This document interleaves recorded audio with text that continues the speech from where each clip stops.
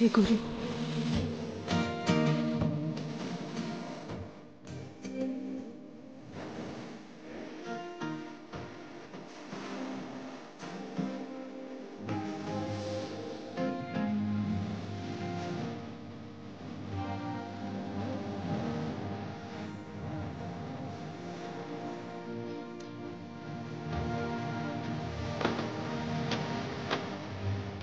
नाव जिवंत ठेवल्याशिवाय राहणार नाही या हेतून आपल्याला सर्वांना या पुढील कार्यक्रम ह्या लक्षात ठेवायचंय। या मातीतून एक तरी पुन्हा वीर जन्माला आला पाहिजे आणि एक तरी एका वीरानं म्हणलं पाहिजे शुभमच्या आईला तुझा तो शुभम गेलाय त्याच्या जागेवर मी आहे।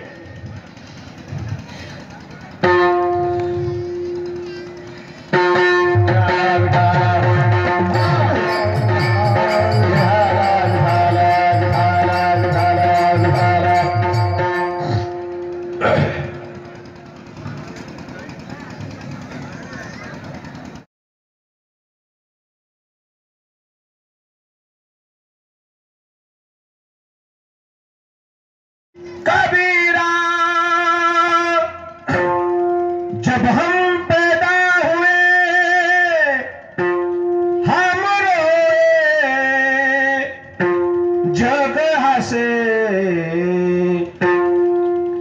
ऐसी करनी कर चलो हम हंसे जग रोए। कबीरदास महाराजांचं म्हणणं असं आहे जगावं कसं।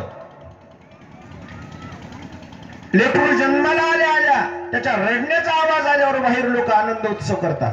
काय झालंय म्हणे मुलगा झालाय, पेढे वाटा, पान सुपारी वाटा, बँड लावला, आनंदोत्सव साजरा होतो।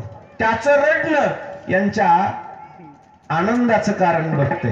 कशाचं कारण बनते? आनंदाचं कारण। तो रडतोय पण बाहेर आनंदोत्सव का? काय झालंय? मुलगा झालाय, वाह वाटा पेढे।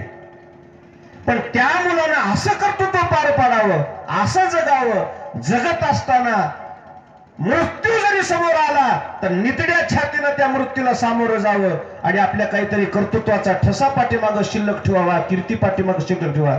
त्याचं जाणं गेला हा शब्द कानावर आल्या समाजाच्या डोळ्याला धारा लागावा। स्वाभिमानी जाणे, स्वाभिमानी जगणे। जगत असताना आपण कशा करता जगतो? आपल्या जीवनाचं ध्येय काय? मृत्यू हा प्रत्येकाला येणार आहे पण तो मृत्यू कसा असावा? त्याचा सोहळा व्हावा। त्याचा काय व्हावा? सोहळा व्हावा। मातीला येईल काही ते लोक